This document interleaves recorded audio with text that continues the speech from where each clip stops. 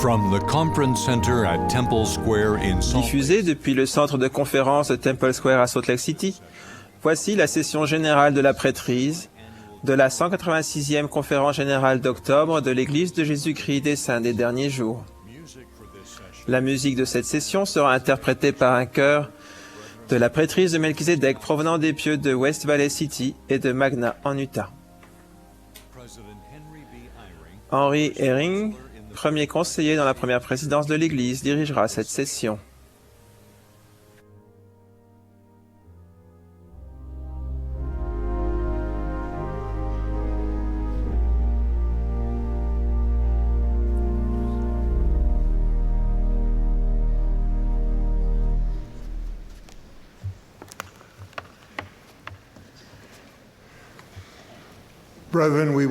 Frères, nous vous souhaitons la bienvenue à la session générale de la prêtrise de la 186e conférence générale d'octobre de l'Église de Jésus-Christ des Saints des Derniers Jours. Thomas Monson, qui préside cette conférence, m'a demandé de diriger cette session. Cette réunion est transmise par satellite aux détenteurs de la prêtrise réunis en de nombreux endroits du monde. La musique de cette session sera interprétée par un chœur de la prêtrise de Melchizedek, de pieux de West Valley City et de Magna, Utah, sous la direction de Kenny Weiser, et accompagné à l'orgue par Richard Elliott. Le chœur ouvrira cette réunion en chantant « Ancien d'Israël ». Ensuite, Paul Piper des 70 fera la prière d'ouverture.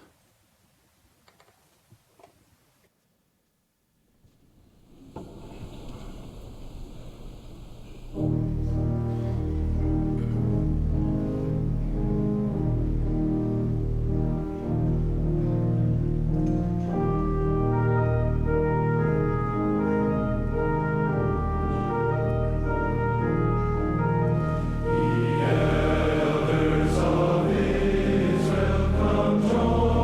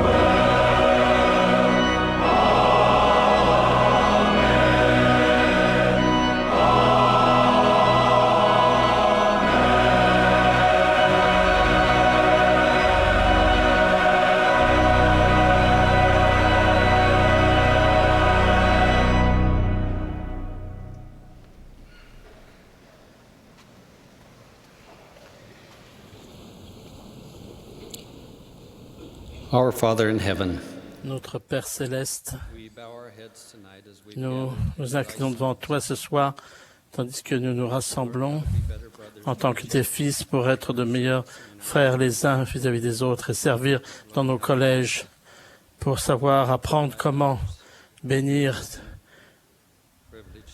tes filles avec lesquelles nous avons pu servir et qui font partie de notre famille. Nous sommes reconnaissants de pouvoir venir être enseignés au pied de ceux que tu as désignés pour qu'ils possèdent les clés de cette œuvre dans les derniers jours, afin que nous puissions être enseignés les doctrines de cette œuvre sainte, celle de ton Fils. Et c'est dans ce but que nous te demandons que ton Esprit soit avec nous, pour que nous puissions apprendre, que nous puissions être enseignés, et que ceux qui vont parler, nous enseigner, puissent être inspirés, afin que nous puissions devenir ce que tu veux que nous devenions. Au nom de Jésus-Christ, Amen.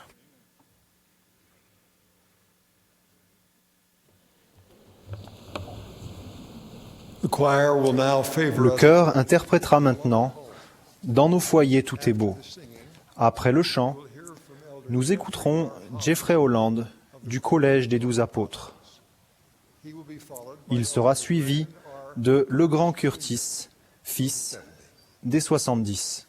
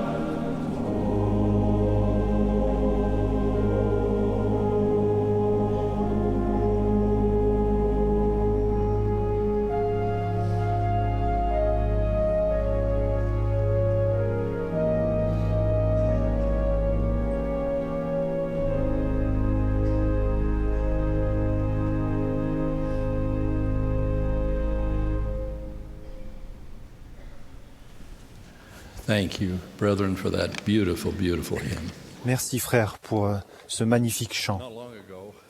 Il n'y a pas très longtemps, en rentrant du travail, une sœur seule, que j'appellerai Molly, trouve son sous-sol recouvert entièrement de 5 cm d'eau.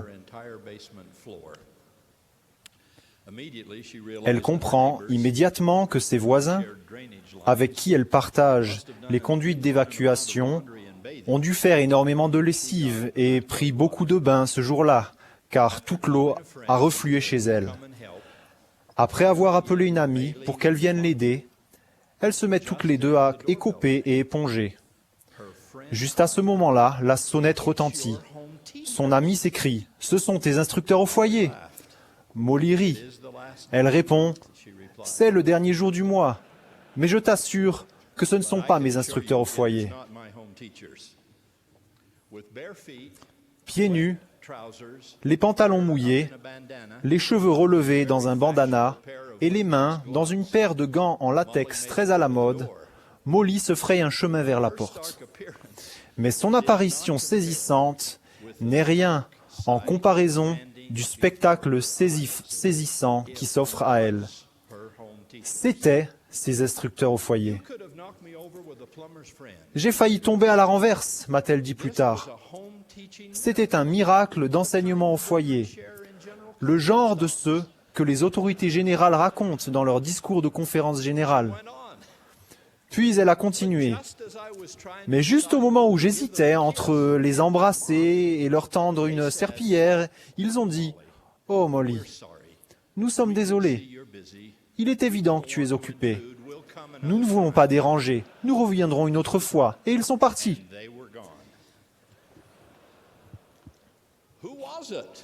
Qui était-ce ? A crié son ami depuis le sous-sol. Molly a admis, j'avais envie de dire, ce n'était sûrement pas les 3 néphites. Mais je me suis contenu et j'ai dit très calmement, c'était mes instructeurs au foyer. Mais ils ont pensé que le moment n'était pas opportun pour remettre leur message. Frères, examinons brièvement le devoir de la prêtrise qui a été décrit comme étant la première source d'aide de l'Église pour ses membres seuls et ses familles. Des forêts entières ont été sacrifiées pour fournir le papier nécessaire à son organisation et ensuite à ses réorganisations. 1 millier de discours de motivation ont été prononcés pour tenter de l'encourager. Le sujet a provoqué des montagnes de culpabilité dont aucune cordée freudienne ne pourrait jamais venir à bout.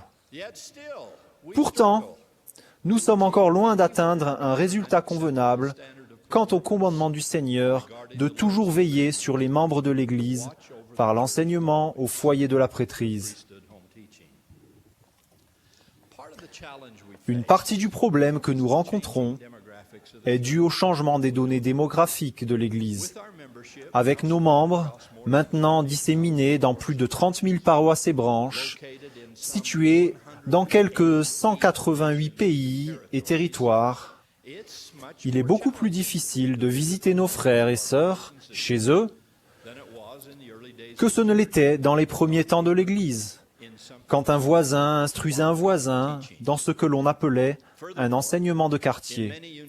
De plus, dans de nombreuses unités de l'Église, le nombre de détenteurs de la prêtrise disponibles pour faire l'enseignement au foyer est limité, ce qui laisse à ceux qui peuvent servir le soin de 18 ou 20 familles ou plus. D'autres problèmes peuvent également s'ajouter. De longues distances à parcourir, des frais de transport élevés et le manque de moyens de transport, de longues journées et semaines de travail. Ajoutez à cela les cultures où les visites au foyer sans invitation sont tabous et les problèmes de sécurité qui existent dans de nombreux quartiers dans le monde. Bien, nous commençons à voir la complexité du problème. Frères, dans le meilleur des mondes et dans les situations où cela est possible, une visite mensuelle dans chaque foyer est toujours l'idéal vers lequel l'Église doit tendre.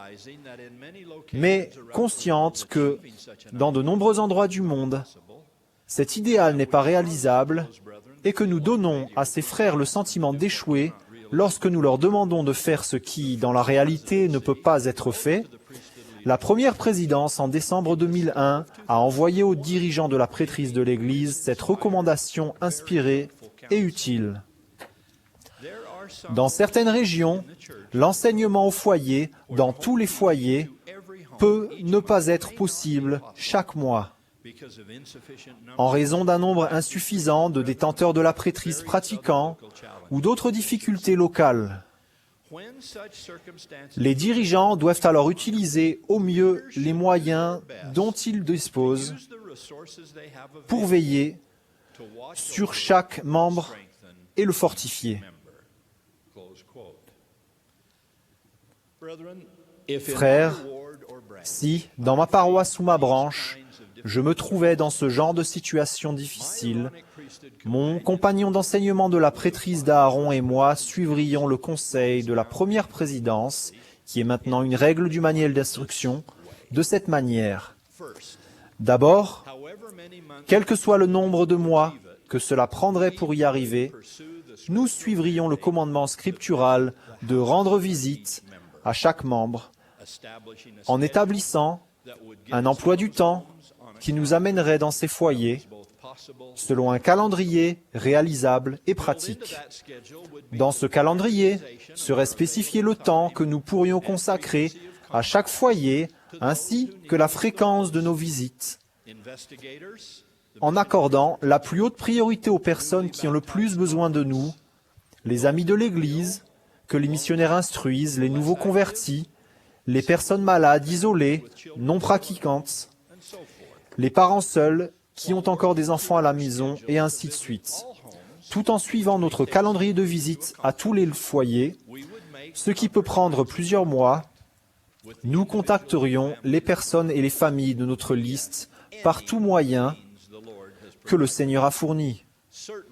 Bien sûr, nous ferions attention à nos familles à l'Église et, comme l'Écriture le dit, nous nous parlerions l'un à l'autre du bien-être de leur âme. En outre, nous passerions des appels téléphoniques, enverrions des courriels et des SMS, et même une salutation par l'un des nombreux réseaux sociaux à notre disposition. Pour répondre à des besoins particuliers, nous pourrions envoyer une citation tirée des Écritures ou une ligne d'un discours de conférence générale ou encore un message mormon puisé dans l'abondante documentation du site lds.org. Pour reprendre les termes de la première présidence, nous ferions de notre mieux dans la situation où nous sommes avec les moyens dont nous disposons. Frères, ce soir je vous appelle à élever votre vision de l'enseignement au foyer. Voyez-vous de manière nouvelle et meilleure comme des représentants du Seigneur auprès de ses enfants. Cela signifie abandonner la tradition du calendrier effréné de la fin du mois, à la mode de la loi de Moïse, selon lequel vous vous précipitez pour laisser un message tout fait tiré des magazines de l'Église que la famille a déjà lu. À la place, nous aimerions que vous ouvriez une ère de sollicitude sincère pour les membres centrée sur l'Évangile, veillant les uns sur les autres et vous souciant les uns des autres, répondant aux besoins spirituels et temporels par tous les moyens possibles, pour ce qui est de ce qui compte comme enseignement au foyer. Toutes les bonnes choses comptent, alors faites rapport de toutes. En fait, le rapport qui importe le plus, c'est la manière dont vous avez fait du bien et pris soin des personnes dont vous avez la charge, ce qui n'a quasiment rien à voir avec un calendrier particulier ou un endroit particulier. Ce qui importe, c'est que vous aimiez les gens qui vous sont confiés et que vous vous acquittiez du commandement de toujours veiller sur les membres de l'Église. Le 30 mai de l'année dernière, mon ami Troy Russell sortait lentement son pick-up du garage pour aller donner des affaires à Deseret Industries. Il a senti son pneu arrière rouler sur une bosse. Pensant qu'un objet était tombé de la camionnette, il en est descendu et a trouvé son fils de 9 ans, Austen, allongé, à plat ventre sur le trottoir. Les cris, la bénédiction de la prêtrise, l'équipe de secours et le personnel de l'hôpital n'ont été, dans ce cas, d'aucun secours. Austen est décédé. Incapable de dormir ou de trouver la paix, Troy était inconsolable. Il disait que c'était plus qu'il n'en pouvait supporter et qu'il ne pouvait pas continuer. Mais dans ce moment atroce, 3 forces rédemptrices se manifestent. D'abord, c'est l'amour et l'esprit rassurant de notre Père Céleste, une présence communiquée par le Saint-Esprit qui console Troy, l'instruit avec amour et murmure que Dieu connaît tout de la perte d'un fils beau et parfait. Deuxièmement, c'est sa femme, Didra, qui serre Troy dans ses bras, lui exprime son amour et lui rappelle qu'elle aussi a perdu ce fils, mais qu'elle est décidée à ne pas perdre aussi son mari. Troisièmement, dans cette histoire, il y a John Manning, instructeur au foyer extraordinaire. Je ne sais pas à quelle fréquence John et son jeune compagnon d'enseignement ont rendu visite au foyer des Russell, ou quel est le message qu'ils ont remis quand ils y sont allés, ou comment ils ont fait rapport de leur action. Ce que je sais, c'est qu'au printemps dernier, frère Manning s'est baissé et a relevé Troy Russell de la tragédie qui s'est produite sur ce trottoir, comme s'il ramassait le petit Austen lui-même. En instructeur au foyer, ou sentinelle, ou frère dans l'Évangile qu'il était censé être, John s'est simplement chargé de veiller au titre de la prêtrise sur le bien-être de Troy Russell. Il a commencé en disant « Troy, Austen veut que tu te remettes sur pied, y compris sur le terrain de basket. Je serai donc là tous les matins, à 5h15. Tiens-toi prêt, parce que je n'ai pas envie de devoir entrer chez toi pour te faire lever, et je sais que Didra ne le voudra pas non plus. » Plus tard, Troy m'a raconté, je ne voulais pas y aller, parce que ces matins-là, j'avais toujours amené Austen, et je savais que les souvenirs seraient trop douloureux. Mais John a insisté, alors j'y suis allé. Dès le premier jour, nous avons parlé, ou plutôt, j'ai parlé, et John a écouté. Je parlais tout le long du trajet jusqu'à l'église et ensuite jusqu'à la maison. Parfois, je parlais pendant que nous étions garés dans l'allée et regardions le soleil se lever sur Las Vegas. Au début, c'était dur, mais au fil du temps, je me suis rendu compte que j'ai retrouvé mes forces grâce à un basketteur de l'église d'1,88 m, très lent et avec un tir en suspension absolument pathétique, mais qui m'a aimé et m'a écouté jusqu'à ce que le soleil se lève enfin à nouveau sur ma vie. Mes frères de la prêtrise, quand nous parlons d'enseignement au foyer, ou d'attention bienveillante, ou de ministère personnel de la prêtrise, ou de tout autre nom que vous lui donniez, c'est de cela que nous parlons. Nous vous demandons, en qualité d'instructeur au foyer, d'être des représentants de Dieu auprès de ses enfants, d'aimer, de vous soucier et de prier pour les personnes qui vous sont confiées, tout comme nous vous aimons. Nous nous soucions de vous et nous prions pour vous. Puissiez-vous veiller sur le troupeau de Dieu avec vigilance et le fortifier par les moyens adaptés à votre situation.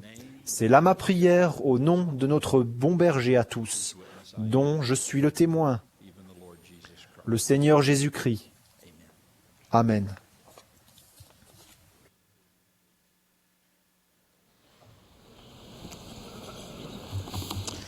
On June 14th, Le 14 juin 1989, en raison de fausses informations circulant sur l'Église, le gouvernement du Ghana a interdit toutes les activités de l'Église de Jésus-Christ des saints des derniers jours dans ce pays d'Afrique. Il a saisi tous les biens de l'Église et l'œuvre missionnaire s'est arrêtée. Les membres de l'Église, qui appellent cette période l'immobilisation, ont fait de leur mieux pour vivre l'Évangile, sans réunion de branches ni le soutien des missionnaires. On raconte de nombreuses histoires inspirantes sur la façon dont les membres ont continué de faire briller la lumière de l'Évangile en exerçant leur culte chez eux et en veillant les uns sur les autres en tant qu'instructeurs au foyer et instructrices visiteuses. Le malentendu a fini par être dissipé et le 29 novembre 1990, l'immobilisation a pris fin et les activités habituelles de l'Église ont repris. Depuis, les relations entre l'Église et le gouvernement du Ghana sont excellentes. Les membres qui ont vécu pendant l'immobilisation ne manquent pas de faire remarquer les bénédictions qui ont résulté de cette période inhabituelle. La foi de nombreuses personnes a été fortifiée par l'adversité. L'immobilisation a aussi été la source d'un bienfait qui est survenu de façon inhabituelle. Nicolas Ofonsu, aîné, jeune policier, avait été chargé de garder un lieu de culte de l'église pendant l'immobilisation. Il avait la responsabilité de surveiller le bâtiment la nuit. La première fois que Nicolas est arrivé au lieu de culte, il a vu des objets éparpillés, des papiers, des livres et des meubles dans tous les sens.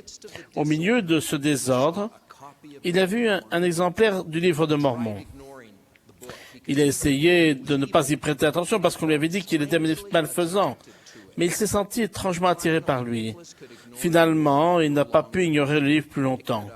Il l'a ramassé et il s'est senti poussé à commencer à le lire. Il a lu toute la nuit, le visage baigné de larmes. La première fois qu'il l'a pris, il a lu la totalité du premier livre de Néphi.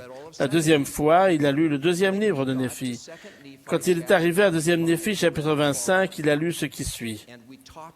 Et nous parlons du Christ. Nous nous réjouissons dans le Christ, nous prêchons le Christ, nous prophétisons concernant le Christ, et nous écrivons selon nos prophéties, afin que nos enfants sachent vers quelle source ils peuvent se tourner pour obtenir la rémission de leurs péchés. Nicolas a alors ressenti l'esprit tellement fort qu'il s'est mis à sangloter. Il a pris conscience que pendant ses lectures, il avait reçu plusieurs inspirations spirituelles, lui disant qu'il s'agissait d'un livre d'écriture, le livre le plus correct qu'il ait jamais lu. Il a compris que les saints des derniers jours, contrairement à ce qu'il avait entendu dire, croyaient fermement en Jésus-Christ. Après l'immobilisation et lorsque les missionnaires sont revenus au Ghana, Nicolas, sa femme et ses enfants se sont joints à l'Église. Lorsque je l'ai vu l'année dernière, il était commandant de la police et président du district de Tamale. Il explique, « L'Église a transformé ma vie. Je remercie le Dieu Tout-Puissant de m'avoir guidé jusqu'à cet évangile. » Alibert Davis, un autre Ghanéen, m'accompagnait un ami qui avait une réunion de présidence dans l'un de nos lieux de culte. Tandis qu'il attendait, Alibert a lu un livre qui se trouvait là. À la fin de la réunion, Alibert a voulu l'emporter chez lui. On l'a autorisé à emporter non seulement ce livre, mais aussi un exemplaire du livre de Mormon. Lorsqu'il est rentré chez lui, il a commencé le livre de Mormon. Il ne pouvait plus le poser. Il a lu à la lumière des bougies jusqu'à 3 heures du matin. Il a fait cela pendant plusieurs nuits, bouleversé par ce qu'il lisait et ressentait. Alibert est maintenant membre de l'Église. Angelo Scarpula a commencé ses études de théologie en Italie, son pays natal, alors qu'il avait 10 ans. Par la suite, il est devenu prêtre et a servi son Église avec dévouement. Au bout d'un certain temps, sa foi a commencé à faiblir et il a cherché et trouvé des occasions d'approfondir son étude. Mais plus il étudiait, plus il était désemparé. Ce qu'il disait et ressentait le convainquait qu'il y avait eu une apostasie générale par rapport à la vraie doctrine enseignée par Jésus et les premiers apôtres. Angelo a recherché la véritable religion de Dieu parmi différentes confessions, mais il est resté insatisfait pendant de nombreuses années. Un jour, Il a rencontré 2 membres de l'Église qui aidaient les missionnaires à trouver des personnes à instruire. Il s'est senti attiré par eux et a écouté joyeusement leur message. Il a bien volontiers accepté un exemplaire du livre de Mormon. Ce soir-là, il a commencé à lire le livre. Il a été en veille de joie. Par l'Esprit, Dieu a donné à Angelo l'assurance profonde qu'il trouverait dans le livre de Mormon la vérité qu'il cherchait depuis tant d'années. Des sentiments merveilleux l'ont submergé. Ce qu'il a lu et ce que les missionnaires lui ont appris a confirmé sa conclusion qu'il y avait eu une apostasie générale. Mais il a aussi appris que la véritable Église de Dieu avait été rétablie sur la terre. Quelque temps plus tard, il s'est fait baptiser dans l'Église. La première fois que je l'ai rencontré, il était le président de la branche de Rimini, en Italie. L'expérience de Nicolas, Alibert et Angelo avec le livre de Mormon rappelle celle de par l'Épiprate. J'ouvris le livre avec impatience. Je lus toute la journée, a-t-il dit. Manger était un fardeau. Je n'avais aucune envie de nourriture. Le sommeil était un fardeau quand vint la nuit, car je préférais lire plutôt que dormir. Tandis que je le lisais, l'Esprit du Seigneur reposa sur moi, et je sus et compris que le livre était vrai aussi clairement et manifestement qu'un homme comprend et sait qu'il existe. Ma joie était maintenant complète, et cette joie me repayait largement de tous les chagrins, tous les sacrifices et tous les efforts de ma vie. Certaines personnes ont une expérience très marquante lorsqu'elles ouvrent pour la première fois le livre de Mormon. Mais à d'autres, le témoignage de cette véracité est venu de façon plus progressive, par l'étude et la prière. Cela a été le cas pour moi. J'ai lu le livre de Mormon pour la première fois lorsque j'étais adolescent, élève du séminaire. Voici l'exemplaire du livre de Mormon que j'ai lu. Je ne peux pas vous dire à quel moment ou à quel endroit exactement cela s'est produit, mais au cours de cette lecture, j'ai commencé à ressentir quelque chose. Une chaleur et un esprit se manifestaient chaque fois que j'ouvrais le livre. Le sentiment grandissait pendant que je continuais de lire. Il continue de grandir maintenant. Chaque fois que j'ouvre le livre de Mormon, c'est comme si j'appuyais sur un interrupteur. L'esprit se déverse dans mon cœur et dans mon âme. À d'autres, le témoignage du livre de Mormon vient plus lentement, avec beaucoup d'études et de prières. L'un de mes amis a lu le livre de Mormon pour savoir s'il était vrai. Il a mis en pratique l'invitation de Moroni de demander à Dieu, d'un cœur sincère, avec une attention réelle, et avec foi au Christ, ce livre de Mormon était vrai. Mais il n'a pas reçu immédiatement la réponse spirituelle promise. Mais, un jour, tandis qu'il était en train de conduire, plongé dans ses pensées, l'Esprit lui a témoigné de la véracité du livre de Mormon. Il était tellement heureux et bouleversé qu'il a baissé la vitre de la voiture et a crié, à personne en particulier et pourtant au monde entier, « C'est vrai !»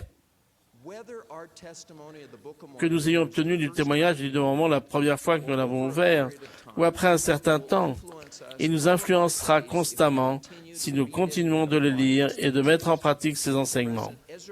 Et Saint Benson a enseigné. Ce livre est d'une puissance qui envahit notre vie dès que nous commençons à l'étudier sérieusement. Vous trouverez plus de force pour résister à la tentation. Vous trouverez la force d'éviter de vous laisser égarer. Vous trouverez la force de rester sur le chemin étroit et resserré. Fin de citation. J'invite toutes les personnes qui reçoivent ce message, notamment les détenteurs de la prêtrise d'Aaron réunis ce soir, à découvrir le pouvoir du livre de Mormon. Comme l'a recommandé le président Monson, je cite, « Lisez le livre de Mormon, méditez sur ses enseignements, demandez à notre Père Céleste s'il est vrai. » Fin de citation. Pendant que vous le ferez, vous sentirez la présence de l'Esprit de Dieu. Cet esprit fera partie de votre témoignage que le livre de Mormon est vrai, que Joseph Smith était un prophète de Dieu, et que l'Église de Jésus-Christ des saints des derniers jours est la véritable Église de Dieu sur la terre aujourd'hui. Ce témoignage vous aidera à résister à la tentation. Il vous préparera pour le grand appel à la diligence pour que les hommes travaillent dans les vignes du Seigneur. Il sera une encre sûre lorsqu'on se servira d'accusations, de calomnies pour attaquer votre foi. Il sera une fondation solide, comme le roc, face à des questions auxquelles vous ne pourrez pas répondre, du moins immédiatement. Vous serez à même de discerner la vérité de l'erreur et vous sentirez la force du Saint-Esprit confirmer de nouveau et continuellement votre témoignage, tandis que vous continuerez de lire le livre de Mormon tout au long de votre vie. Je recommande aussi à tous les parents qui écoutent ou lisent ce message de faire en sorte que le livre de Mormon soit au cœur de votre foyer. Quand nos enfants étaient jeunes, nous lisions le livre de Mormon pendant le petit déjeuner. Voici le marque-page que nous utilisions. Au recto, il y a une citation du président Benson promettant que Dieu déverserait une bénédiction sur nous si nous lisions le livre de Mormon. Au dos se trouve cette promesse de Marion G. Romney, ancien conseiller dans la première présidence. Je suis certain que si les parents lisent au foyer le livre de Mormon régulièrement et dans la prière, seuls et avec leurs enfants, l'esprit de ce grand livre viendra imprégner nos foyers et les personnes qui demeurent. L'esprit de querelle disparaîtra. Les parents conseilleront leurs enfants avec plus d'amour et de sagesse. Les enfants se soumettront mieux aux recommandations de leurs parents. La droiture augmentera. La foi, l'espérance et la charité, l'amour pur du Christ rempliront notre foyer et notre vie en apportant avec eux la paix, la joie et le bonheur. Fin de citation. Maintenant que nos enfants ont quitté notre foyer et ont fondé leur propre famille, nous pouvons voir clairement, après de nombreuses années, l'accomplissement de la promesse du président Romney. Notre famille est loin d'être parfaite, mais nous pouvons témoigner de la puissance du livre de Mormon et des bénédictions que sa lecture a apportées et continue d'apporter dans la vie de tous les membres de notre famille. Le pouvoir du livre de Mormon se manifeste peut-être le plus dans l'influence qu'il exerce pour nous rapprocher de Jésus-Christ. Il rend un grand témoignage de lui et de sa mission rédemptrice. Grâce à lui, nous comprenons la majesté et le pouvoir de son expiation. Il enseigne clairement sa doctrine. Et grâce au chapitre magnifique décrivant la visite du Christ ressuscité au Néphite, nous le voyons comme si nous y étions, aimer, bénir et instruire ces personnes, et nous comprenons qu'il fera la même chose pour nous si nous allons à lui en vivant son évangile. Je témoigne du pouvoir du livre de Mormon, mes frères, en anglais, en italien ou en français, en version papier ou électronique. J'y ai trouvé le même esprit magnifique émanant de ces chapitres et de ces versets. Je témoigne de sa capacité de nous aider à nous rapprocher du Christ.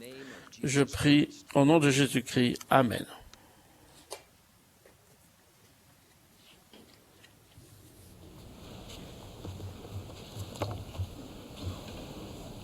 Au signal du directeur de la musique, l'assemblée se lèvera et se joindra au chœur pour chanter « Vivons ce bonheur ». Après le chant, nous écouterons Dieter Uchtdorf, deuxième conseiller dans la première présidence. J'aurai ensuite le plaisir de m'adresser à vous.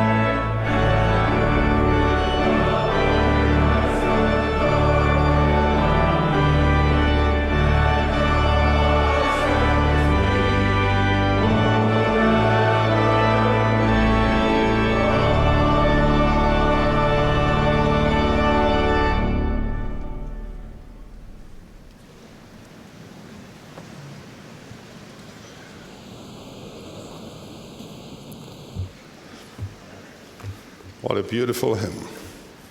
Quel beau cantique. Merci. Among the most unforgettable characters, L'un des personnages les plus marquants des Écritures est Alma le jeune. though he was the son of a great prophet, Bien que fils d'un grand prophète, way for il s'est égaré pendant un temps et est devenu un homme très méchant et idolâtre. reasons we can only guess, Pour des raisons que nous ne pouvons qu'imaginer, he opposed his il s'est opposé activement à son père to destroy. et a cherché à détruire l'Église. And because of his Son éloquence et sa capacité de persuasion he experienced, l'ont amené à rencontrer un grand succès. but Alma's life changed when an Mais la vie d'Alma a changé lorsqu'un ange du Seigneur lui est apparu et lui a parlé d'une voix de tonnerre. 3 days and 3 nights Pendant 3 jours et 3 nuits, eternal Alma a été torturée d'un tourment éternel par les souffrances d'une âme damnée.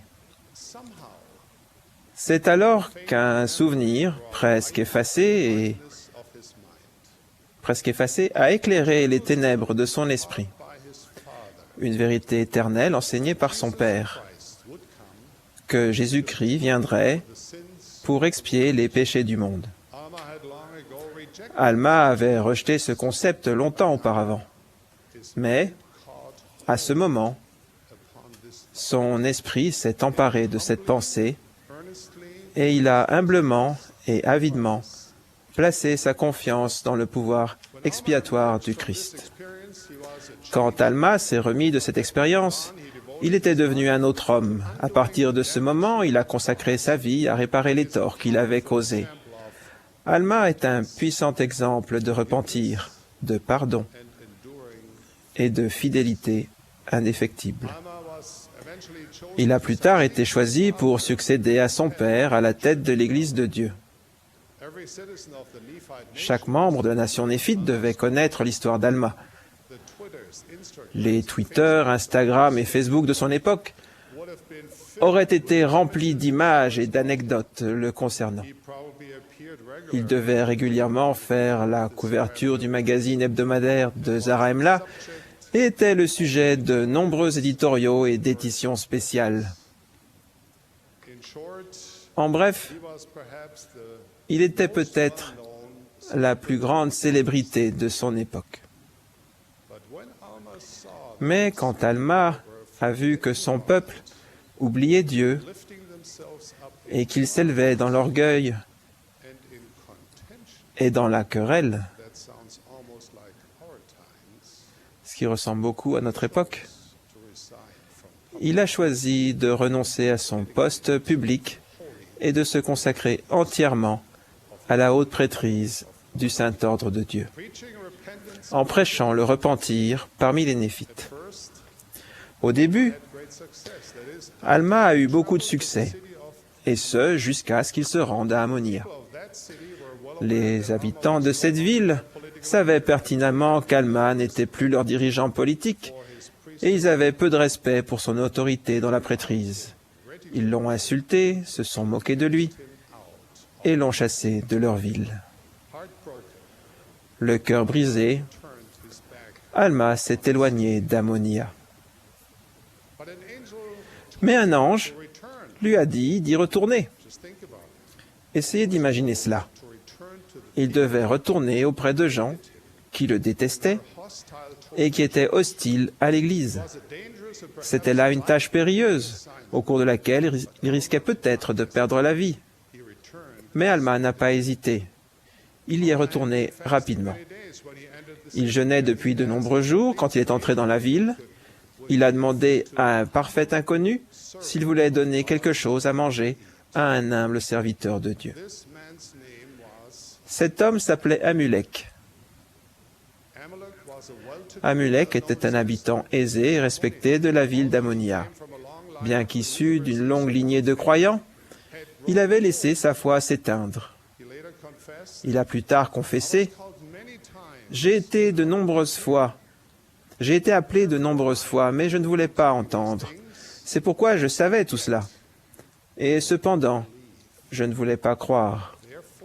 C'est pourquoi j'ai continué à me rébeller contre Dieu. but God was preparing Amalek. Mais Dieu préparait Amulek. Alma Et lorsqu'il a rencontré Alma, il a accueilli le serviteur du Seigneur dans sa maison, où Alma est restée de nombreux jours. Pendant cette période, Amulek a ouvert son cœur au message d'Alma, et un changement merveilleux s'est opéré en lui. À partir de ce moment, Amulek n'a plus seulement cru, il est devenu un champion de la vérité. Quand Alma s'est à nouveau rendu parmi les habitants d'Ammonia pour les instruire, il avait à ses côtés un deuxième témoin. Amulek, l'un des leurs. Le récit des événements qui ont suivi constitue l'un des passages les plus doux amers de toutes les Écritures. Vous pouvez le lire dans Alma, chapitres 8 à 16. Aujourd'hui, je vais vous demander de réfléchir à deux questions. Premièrement, que puis-je apprendre d'Alma? Deuxièmement, en quoi suis-je comme Amulek? Je vais commencer en demandant à tous les dirigeants passés, présents et futurs de l'Église de Jésus-Christ, que pouvez-vous apprendre d'Alma? Alma était un homme exceptionnellement doué et capable. On pourrait facilement penser qu'il n'avait besoin de l'aide de personne. Néanmoins, qu'a-t-il fait lorsqu'il est retourné à Ammonia? Alma a trouvé Amulek et lui a demandé son aide. Et il l'a reçue. Pour diverses raisons, nous, les dirigeants, sommes parfois réticents à l'idée de trouver nos Amulek et de leur demander leur aide. Peut-être pensons-nous pouvoir mieux accomplir le travail par nous-mêmes. Ou sommes-nous réticents à l'idée de déranger les autres? Ou encore croyons-nous que les autres ne voudront pas participer? Trop souvent, nous hésitons à inviter les gens à utiliser les dons que Dieu leur a accordés et à s'engager dans la grande œuvre du salut. Pensez au Sauveur. A-t-il commencé à établir son Église tout seul? Non. Son message n'était pas « Reste à l'écart, je vais m'occuper de ça tout seul ». Non, c'était « Viens et suis-moi ». Il a inspiré, invité et instruit ses disciples, puis leur a manifesté sa confiance, leur disant « Faites ce que vous m'avez vu faire ». De cette façon, Jésus-Christ a édifié non seulement son Église, mais également ses serviteurs. Quel que soit votre appel, que vous serviez comme président d'un collège de diacres, président de Pieux ou président d'interrégion, pour réussir, vous devez trouver vos Amulek. Cela peut être quelqu'un de discret, voire invisible dans votre unité. Cela peut être quelqu'un qui semble dénué d'envie ou de capacité de servir. Vos Amulek peuvent être jeunes ou âgés, hommes ou femmes, inexpérimentés, fatigués ou non pratiquants dans l'Église. Mais ce qui ne se voit pas forcément à première vue, c'est qu'ils espèrent vous entendre leur dire « Le Seigneur a besoin de vous. J'ai besoin de vous. » Dans le fond, beaucoup veulent servir leur Dieu. Ils veulent être un instrument entre ses mains. Ils veulent lancer leurs faucilles et œuvrer de toute leur force à préparer la terre pour le retour de notre Sauveur. Ils veulent édifier son Église, mais ils hésitent à commencer. Ils attendent souvent qu'on le leur demande. Je vous invite à penser à ceux qui, dans votre paroisse ou votre branche, dans votre mission ou votre pieu, ont besoin de recevoir un appel à agir. Le Seigneur travaille en eux, les prépare et adoucit leur cœur. Trouvez-les en regardant avec le cœur. Tendez-leur la main, instruisez-les, inspirez-les, demandez-leur. Rappelez-leur les paroles de l'ange à Amulek, que la bénédiction du Seigneur reposera sur eux et sur leur maison. Vous pourriez être surpris de découvrir un vaillant serviteur du Seigneur qui, autrement, serait resté dans l'ombre. While some of us should be looking Certains de nous doivent chercher un Amulek, for others, the question mais d'autres devraient se poser la question, how am I? en quoi suis-je comme Amulek? Perhaps you have over the Peut-être êtes-vous devenu, au fil des années, un disciple moins engagé. year of your testimony, La flamme de votre témoignage s'est peut-être affaiblie. Vous êtes peut-être éloigné du corps du Christ. perhaps you have Vous êtes peut-être déçu, voire en colère, like some of the ancient comme certains des saints de l'Église d'Éphèse autrefois. Peut-être avez-vous abandonné votre premier amour, blind eternal. les vérités sublimes et éternelles de l'Évangile de Jésus-Christ. Perhaps like Amalek, Ou, comme Amulek, you know in your heart vous savez dans votre cœur que le Seigneur vous a appelé de nombreuses fois, mais vous ne vouliez pas entendre. nevertheless. Néanmoins, The Lord sees in you le Seigneur voit en vous ce qu'il a vu en Amulek, valiant le potentiel d'un vaillant serviteur, important work to do. avec une œuvre importante à accomplir et un témoignage à transmettre. Service that no one Il est un service que personne d'autre ne pourrait faire de la même manière que vous. has trusted you, Le Seigneur vous a confié sa sainte prêtrise, holds the qui détient le potentiel divin de bénir et d'édifier les autres. listen with your heart. Écoutez avec le cœur et suivez les murmures de l'Esprit. I was touched by the journey of J'ai été touché brother who asked par le parcours d'un frère when the Lord calls, qui s'est posé la question, will I hear? lorsque le Seigneur appellera, I will call this fine voudrais-je entendre? David, Je vais appeler ce frère David. converted to the church David est entré dans l'Église il y a une trentaine d'années. mission and then attended Il a fait une mission, puis des études de droit. was studying and working to Alors qu'il étudiait et travaillait pour subvenir aux besoins de sa jeune famille, il est tombé sur de la documentation concernant l'Église qui l'a troublé. the more he read these Plus il lisait ces choses négatives, unsettled. plus il perdait pied. Eventually he asked Il a finalement demandé que son nom soit retiré des registres de l'Église. from that time on, Dès lors, like Alma, in comme Alma, his days, au jour de sa rébellion, David spent a great deal David a passé beaucoup de temps à débattre avec des membres de l'Église, s'impliquant dans des conversations sur Internet avec l'intention d'attaquer leurs croyances. beliefs. He was very Il était doué pour cela. one of the members he debated with, Albert J'appellerai Jacob l'un des membres avec lesquels il débattait. kind and respectful Jacob était toujours gentil et respectueux envers David, in his defense. mais il défendait aussi fermement l'Église. David and Jacob Au fil des ans, David et Jacob ont tissé des liens de respect et d'amitié. Ce que David ne savait pas, c'est que Jacob avait commencé à prier pour lui et qu'il a fidèlement continué à le faire pendant plus de 10 ans. even placed his friends Il a même envoyé le nom de David dans les temples du Seigneur afin que l'on prie pour lui en espérant que son cœur serait adouci. over time. Au fil du temps, David a lentement changé. He began to remember with fondness the spiritual Il a commencé à se remémorer avec tendresse les expériences spirituelles qu'il avait eues et le bonheur qu'il connaissait quand il était membre de l'Église. like Alma.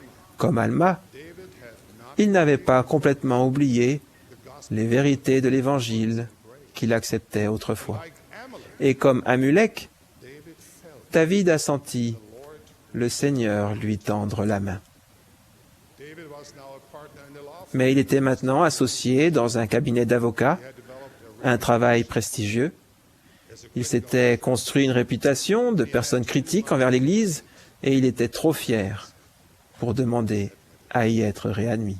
nevertheless Néanmoins, continued to feel il continuait de sentir l'appel du berger. took to heart his Il a pris à cœur l'Écriture. Si quelqu'un d'entre vous manque de sagesse, qu'il la demande à Dieu, qui donne à tous simplement et sans reproche, et elle lui sera donnée. he prayed, Il a fait cette prière. Dieu, I want to be. je veux être un saint des derniers jours, I have questions. mais j'ai besoin de réponses à mes questions. Il a commencé à écouter les murmures de l'esprit et les réponses inspirées de ses amis comme il ne l'avait encore jamais fait. L'un après l'autre, ses doutes ont fait place à la foi, jusqu'à ce qu'il se rende compte qu'il avait à nouveau un témoignage de Jésus-Christ et de son Église rétablie. À ce stade, il a su qu'il serait capable de surmonter son orgueil et qu'il ferait tout ce qui était nécessaire pour être réintégré dans l'Église. Finalement, il s'est fait baptiser et s'est mis à compter les jours jusqu'à ce qu'il puisse retrouver toutes ses bénédictions. Je suis heureux de vous annoncer que l'été dernier, David a retrouvé tous ses droits de membre de l'Église. Il est de nouveau pleinement pratiquant dans l'Église et a été appelé instructeur des principes de l'Évangile dans sa paroisse. Il se saisit de toutes les occasions qu'il a de raconter son changement afin de réparer les torts qu'il a causés et de témoigner de l'Évangile et de l'Église de Jésus-Christ.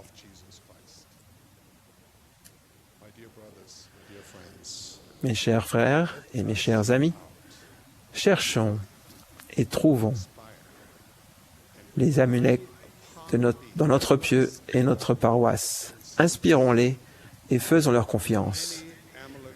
Il y a beaucoup d'Amulek dans l'Église aujourd'hui. Vous en connaissez peut-être un. Vous êtes peut-être l'un d'eux.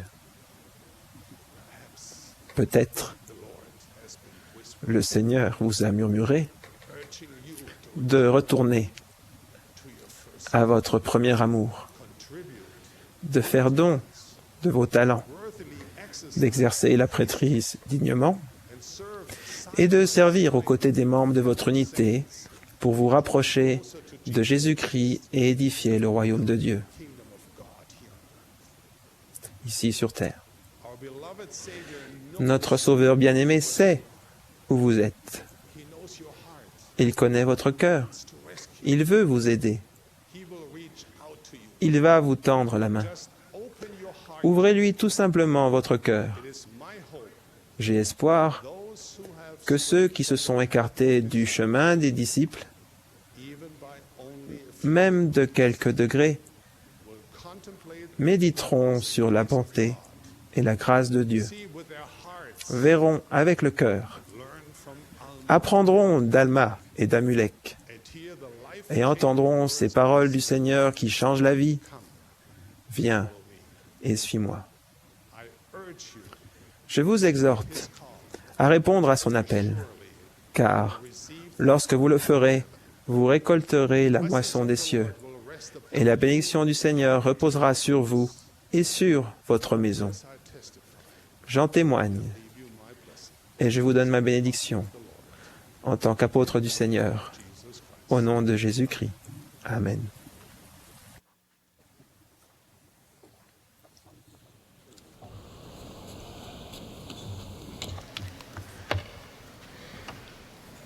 I feel blessed to be in this C'est meeting. une bénédiction pour moi d'être dans cette réunion avec les détenteurs de la prêtrise de Dieu.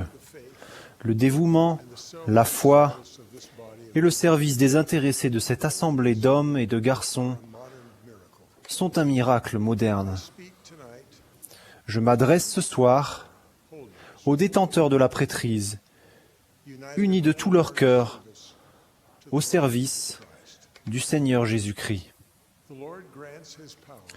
Le Seigneur accorde son pouvoir à ceux qui, dans tous les offices de la prêtrise, servent dignement dans leur devoir de la prêtrise. Quand il était président de l'Église, Wilford Woodruff a décrit ce qu'avait été son expérience dans les offices de la prêtrise. J'ai entendu le premier sermon que j'ai jamais entendu dans cette Église. Le lendemain, je me suis fait baptiser. J'ai été ordonné instructeur. Ma mission a commencé immédiatement. J'ai accompli toute cette mission en tant qu'instructeur. À la conférence, j'ai été ordonné prêtre. Après avoir été ordonné prêtre, j'ai été envoyé en mission dans le sud du pays. C'était à l'automne 1834. J'avais un compagnon avec moi et nous avons commencé sans bourse ni sac. J'ai voyagé seul, parcourant de nombreux kilomètres, et j'ai prêché l'Évangile. J'ai baptisé beaucoup de gens que je ne pouvais pas confirmer membres de l'Église, parce que je n'étais qu'un prêtre. J'ai voyagé pendant un certain temps, prêchant l'Évangile, avant d'être ordonné ancien. Cela fait maintenant 54 ans que je suis membre du collège des 12 apôtres. Cela fait maintenant 60 ans que je voyage avec ce collège et avec d'autres. Et je veux dire à cette assemblée que j'ai été tout autant soutenu par le pouvoir de Dieu pendant que je détenais l'office d'instructeur et particulièrement pendant que je servais dans la vigne en tant que prêtre, que je l'ai jamais été en tant qu'apôtre. Il n'y a aucune différence en cela tant que nous faisons notre devoir. Cette possibilité spirituelle merveilleuse, qu'il n'y ait pas de différence, est suggérée dans la description que le Seigneur fait de la prêtrise d'Aaron comme étant une annexe de la prêtrise de Melchisédek. Le mot annexe signifie que les deux sont liés. Ce lien est important pour que la prêtrise devienne la force et la bénédiction qu'elle peut être dans ce monde et à jamais, car elle est sans commencement de jour ni fin d'année. Ce lien est simple. La prêtrise d'Aaron prépare les jeunes gens à un engagement encore plus sacré. Le pouvoir et l'autorité de la prêtrise supérieure, ou prêtrise de Melchisédek, est de détenir les clés de toutes les bénédictions spirituelles de l'Église, d'avoir le droit de recevoir les mystères du royaume des cieux, de voir les cieux s'ouvrir à elle, de communier avec l'Assemblée générale et l'Église du premier-né, et de bénéficier de la communion et de la présence de Dieu le Père et de Jésus, le médiateur de la nouvelle alliance. Ces clés de la prêtrise ne sont exercées dans leur plénitude que par un seul homme à la fois, le président et grand prêtre président de l'Église du Seigneur. Ensuite, par délégation du président, chaque homme qui détient la prêtrise de Melchisédek peut être doté d'autorité et du privilège de parler et d'agir au nom du Tout-Puissant. Ce pouvoir est infini. Il touche à la vie et à la mort, à la famille et à l'Église, à la nature merveilleuse de Dieu lui-même et de son œuvre éternelle. Le Seigneur prépare le détenteur de la prêtrise d'Aaron à devenir un ancien, servant avec foi, pouvoir et reconnaissance dans cette glorieuse prêtrise de Melchisédek. Vous, anciens, une profonde reconnaissance sera essentielle pour jouer votre rôle dans le service complet de la prêtrise. Vous vous souviendrez des jours où vous étiez diacre, instructeur ou prêtre, quand les personnes qui détenaient la prêtrise supérieure se retournaient pour vous élever et vous encourager dans votre parcours de la prêtrise. Chaque détenteur de la prêtrise de Melchisédek a des souvenirs de ce genre, mais le sentiment de gratitude a peut-être diminué au fil des ans. Mon espoir est de ranimer ce sentiment, et avec lui, la détermination de donner à tous ceux que vous pouvez le même genre d'aide que vous avez reçu un jour. Je me souviens d'un évêque qui me traitait comme si j'étais déjà ce que j'avais le potentiel de devenir dans le pouvoir de la prêtrise. Il m'a appelé un dimanche quand j'étais prêtre. Il m'a dit qu'il avait besoin que je sois son compagnon pour rendre visite des membres de notre paroisse. Il m'a donné l'impression que j'étais son seul espoir de réussite. Il n'avait pas besoin de moi. Il avait d'excellents conseillers dans son épiscopat. Nous avons rendu visite à une veuve sans le sou et qui souffrait de la faim. Il avait besoin de mon aide pour toucher le cœur de cette sœur, lui lancer le défi d'établir un budget et de l'utiliser, et lui promettre qu'elle pouvait s'élever pour être en position d'aider les autres.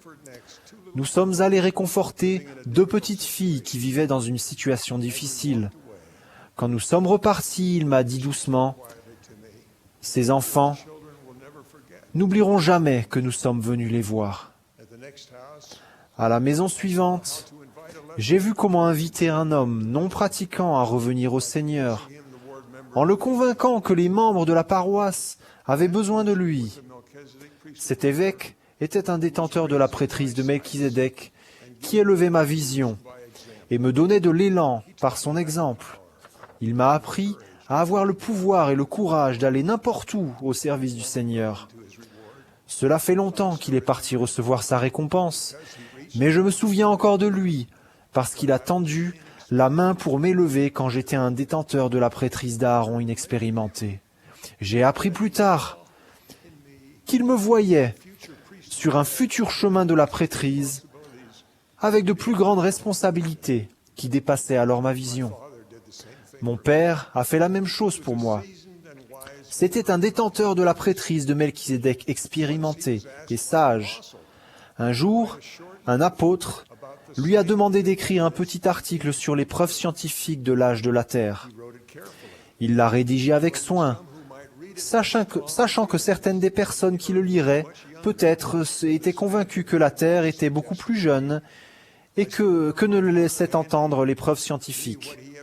Je me souviens encore de mon père me tendant ce qu'il avait écrit et me disant « Hal, tu as la sagesse spirituelle de savoir si je dois envoyer ceci aux apôtres et aux prophètes. » Je ne me souviens pas bien de ce que disait l'article, mais je garderai pour toujours en moi la reconnaissance que j'ai éprouvée envers un merveilleux détenteur de la prêtrise de Melchizedek qui voyait en moi la sagesse spirituelle que je ne pouvais pas voir. Une nuit des années plus tard, après que j'ai été ordonné apôtre, le prophète de Dieu m'a appelé et m'a demandé de lire quelque chose qui avait été écrit concernant la doctrine de l'Église. Il avait passé la nuit à lire les chapitres d'un livre. Il a dit avec un petit rire, « Je ne peux pas lire tout ça. Vous ne devriez pas vous reposer pendant que je travaille. » Il a ensuite employé presque les mêmes mots que mon père des années auparavant. « Hal, vous devriez lire cela.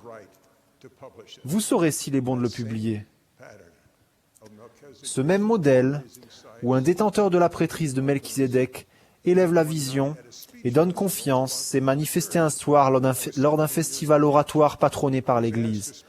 À l'âge de 17 ans, on m'a demandé de m'adresser à un large auditoire. Je n'avais aucune idée de ce qu'on attendait de moi. Comme on ne m'avait pas donné le sujet, j'ai préparé un discours qui allait bien au-delà de ce que je savais de l'Évangile. Pendant que je parlais, je me suis rendu compte que j'avais fait une erreur.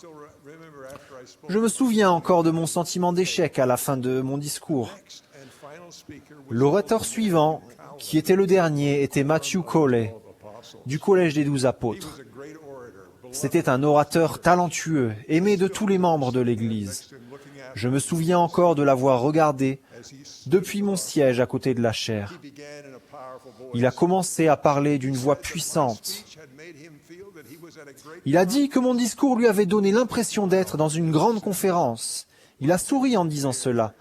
Mes sentiments d'échec se sont envolés et ont fait place à la confiance que je pourrais peut-être devenir un jour ce qu'il semblait penser que j'étais déjà.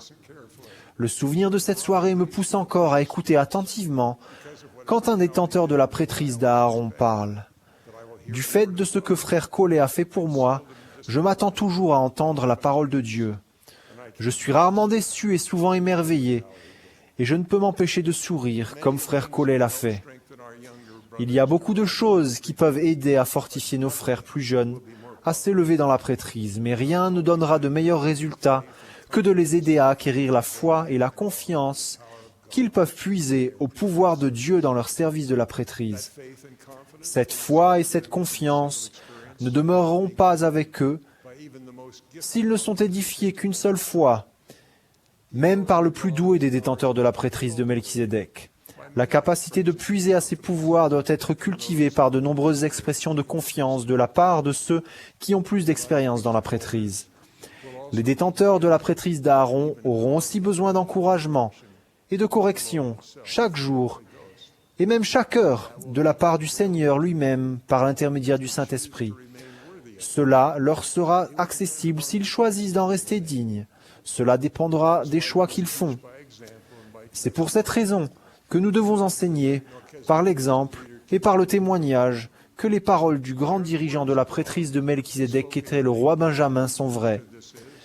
Ce sont des mots d'amour prononcés au nom du Seigneur, dont c'est la prêtrise. Le roi Benjamin enseigne ce qui est requis de nous pour rester suffisamment purs et recevoir l'encouragement et la correction du Seigneur. Et finalement, je ne peux pas vous dire toutes les choses par lesquelles vous pouvez commettre le péché, car il y a divers voies et moyens, oui, tant que je ne peux les énumérer. Mais il y a une chose que je peux vous dire, c'est que si vous ne veillez pas à vous-même, et à vos pensées, et à vos paroles, et à vos actes, et n'observez pas les commandements de Dieu, et ne continuez pas dans la foi de ce que vous avez entendu concernant la venue de notre Seigneur jusqu'à la fin de votre vie, vous périrez. Maintenant, ô homme, souviens-toi, et ne péris pas. Nous sommes tous conscients des traits enflammés que l'ennemi de la justice, qui sont envoyés comme un vent terrible contre les jeunes détenteurs de la prêtrise que nous aimons tant. Ils nous paraissent semblables aux jeunes guerriers qui s'appelaient eux-mêmes les fils d'Élaman.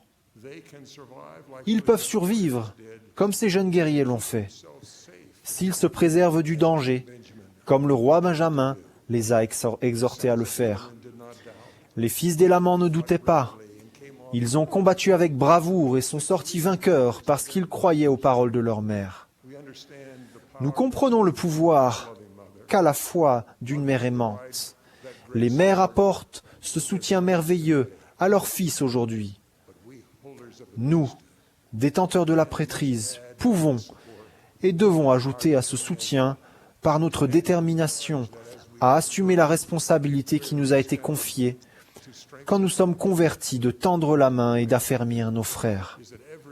Je prie pour que chaque détenteur de la prêtrise de Melchizedek accepte l'occasion offerte par le Seigneur. Et si quelqu'un d'entre vous est fort dans l'esprit, qu'il emmène celui qui est faible, afin qu'il soit édifié en toute humilité, afin qu'il devienne fort aussi. Emmenez donc ceux qui sont ordonnés à la moindre prêtrise, et envoyez-les devant vous pour faire des arrangements, préparer le chemin et remplir les engagements que vous ne pouvez pas remplir vous-même. Voici, c'est de cette manière que mes apôtres dans les temps anciens édifièrent mon Église. Vous, dirigeants de la prêtrise et pères de détenteurs de la prêtrise d'Aaron, pouvez accomplir des miracles. Vous pouvez remplir les rangs des anciens fidèles, de jeunes gens qui acceptent l'appel à prêcher l'Évangile et à le faire avec confiance. Vous verrez beaucoup de ceux que vous avez édifiés et encouragés à rester fidèles, se marier dignement au temple et en édifier, et préparer d'autres à leur tour. Cela ne demandera pas de nouveaux programmes d'activité, une documentation pour l'enseignement amélioré, ou de meilleurs réseaux sociaux. Cela ne demandera pas un appel allant au-delà de ce que vous avez maintenant. Le serment et l'alliance de la prêtrise vous donnent le pouvoir, l'autorité et la direction à suivre.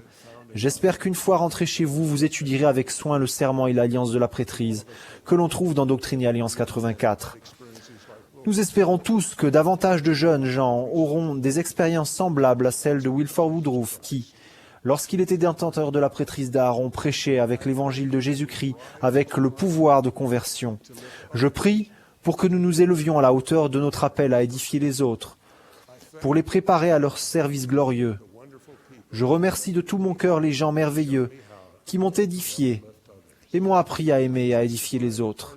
Je témoigne que le président Monson détient toutes les clés de la prêtrise sur terre aujourd'hui. Je témoigne que, par sa vie de service, il a été un exemple pour nous tous de la façon de nous tourner vers les autres pour les édifier en tant que détenteur de la prêtrise de Melchizedek. Je suis personnellement reconnaissant de la façon dont il m'a édifié et m'a appris à édifier les autres. Dieu le Père vit. Jésus est le Christ. C'est son Église et son royaume. C'est sa prêtrise. I know this Je sais cela par moi-même, par le pouvoir du Saint-Esprit, au nom de Jésus-Christ. Amen.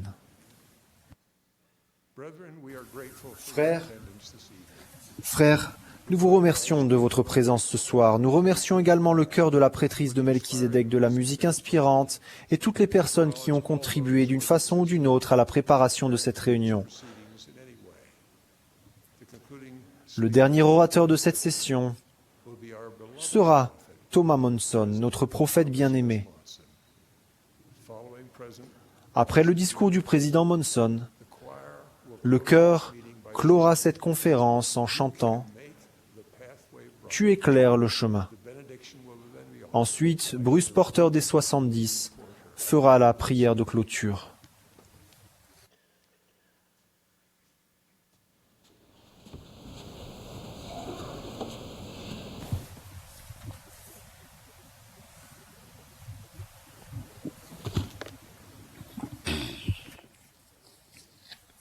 Tonight, brethren, I pray for the guidance of our Ce heavenly soir, frère, je prie notre Père Céleste de me guider à ce que je vous remets mon message. 1833. En 1833, Lord revealed to the le frère a révélé à Joseph Smith, le prophète, plan for health. un plan pour vivre en bonne santé. That plan is found. Ce plan se trouve à la section 89 des Doctrines Alliance et est connu sous le nom de Parole de sagesse.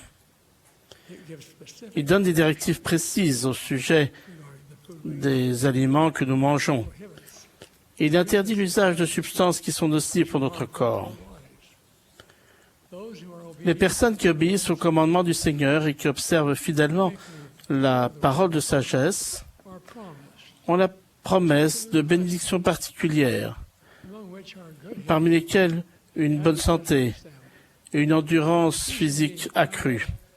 Et récemment, j'ai lu le récit véridique d'une démonstration spectaculaire de ces promesses. faithful member of the church, John A. Larson, Un membre de l'Église fidèle, John A. Larsen, a servi durant la Seconde Guerre mondiale dans les gardes-côtes des États-Unis, battle in the Philippines, à bord du navire USS Cambria.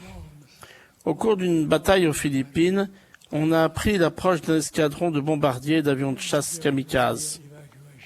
Des ordres ont été donnés pour une évacuation immédiate. Du fait que l'USS Cambria était déjà parti, John et ses 3 collègues ont rassemblé leur équipement et se sont précipités sur la plage, espérant monter à bord de l'un des navires sur le départ. Heureusement, une péniche de débarquement les a pris et s'est hâtée en direction du dernier bateau qui quittait la baie. Dans leurs efforts pour évacuer la zone le plus vite possible, as quickly as possible. We're busy on deck. les hommes à bord de ce navire, sur le point de partir, étaient si occupés sur le pont Climb to the deck. qu'ils n'eurent que le temps de lancer des cordes aux 4 hommes, dans l'espoir qu'ils pourraient se hisser sur le pont. Found himself John, une lourde radio attachée au dos, s'est retrouvé suspendu au bout d'une corde de 12 mètres de long sur le flanc d'un bateau qui se dirigeait vers le large. hand over hand. Il a commencé à se hisser vers le haut, He lost it une main après l'autre, and almost certainly perished. sachant que s'il lâchait prise, il périrait aussi certainement. Il n'avait grimpé qu'un tiers de la distance quand ses bras ont commencé à le brûler de douleur. With his strength depleted, Il était devenu si faible qu'il pensait ne plus pouvoir tenir. Alors que ses forces déclinaient John et qu'il cried unto God. contemplait funestement son sort, John a fait appel au Seigneur en silence, lui disant qu'il avait toujours respecté la parole de sagesse, qu'il avait mené une vie saine et qu'il avait maintenant désespérément besoin des bénédictions promises. And the blessing. John later laid, Il a raconté plus tard que, as he missed, tandis qu'il finissait sa prière, he felt a great strength. il a senti une grande force monter He began climbing en once lui. again, fairly flew up the rope. Il a recommencé à grimper When he reached the deck, et s'est hissé aisément le long de la corde. not the least bit moved. Lorsqu'il a atteint le pont, The blessings of sa réputation était normale. stamina. et il n'éprouve pas le moindre essoufflement. Les bénédictions d'une meilleure santé et d'une meilleure endurance promises par la parole de sagesse lui avaient été accordées. Il a remercié son Père Céleste alors, et durant le reste de sa vie, pour la réponse à sa prière désespérée pour obtenir de l'aide. Frères, puissions-nous prendre soin de notre corps et de notre esprit en observant les principes énoncés dans la parole de sagesse. Le plan que Dieu nous a fourni. Je témoigne de tout mon cœur et de toute mon âme des bénédictions glorieuses qui nous attendent si nous le faisons. Je prie pour qu'il en soit ainsi. Au nom de notre Seigneur et Sauveur, Jésus-Christ, le Seigneur. Amen.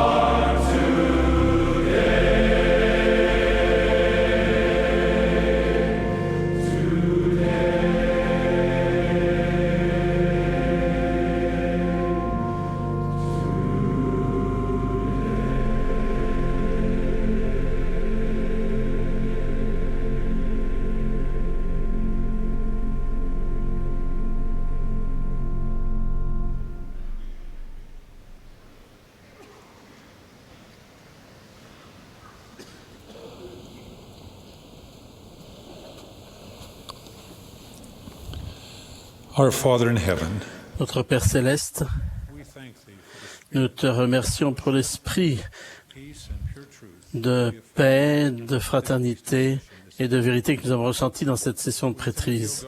Nous te remercions, Dieu, pour un prophète, pour notre président Monson bien-aimé. Nous te remercions pour ces conseillers, ces nobles conseillers qui dirigent ton Église et pour tous ceux qui travaillent dans les niveaux généraux de l'Église ou dans l'Église au niveau des pieux et des paroisses. Nous te remercions, Père Céleste, pour le rétablissement de ton évangile à travers le prophète Joseph Smith. Nous te prions avec humilité pour que, en partant de cette réunion, ce soir, nous puissions conserver ce désir d'aller de l'avant et de se servir et d'accomplir nos tâches. Te prions pour que nous puissions retourner dans nos familles, à ceux que nous sont chers, nos épouses et enfants, dans un esprit d'amour et de paix, avec qu'il soit manifesté.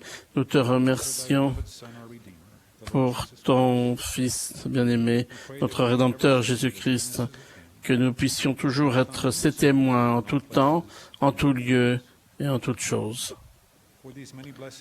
Pour ces nombreuses bénédictions, nous te remercions et nous te demandons ces choses humblement au nom sacré de Jésus-Christ. Amen.